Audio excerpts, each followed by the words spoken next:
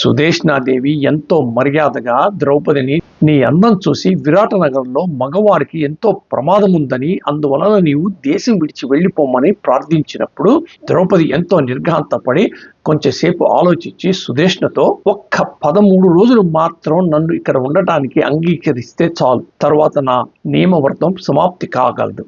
తర్వాత నా భర్తలు సముచితంగా కనిపించి మిమ్మల్ని ఎంతో ఆనందింపజేయగలరు. వారు పరోపకార పరాయణులు, దయామయులు.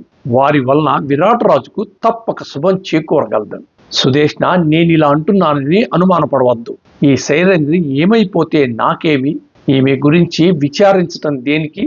ఇంతకాలం ఈమెను గౌరవంగా చూశాను, కానీ చివరి దశలో ఈమెని వెళ్ళిపోమ్మన్నామని చెప్తున్నావే అమ్మా, ఇది మీకు తగునా అని ఎంతో స్నేహపూర్వకంగా ప్రార్థిస్తుంది.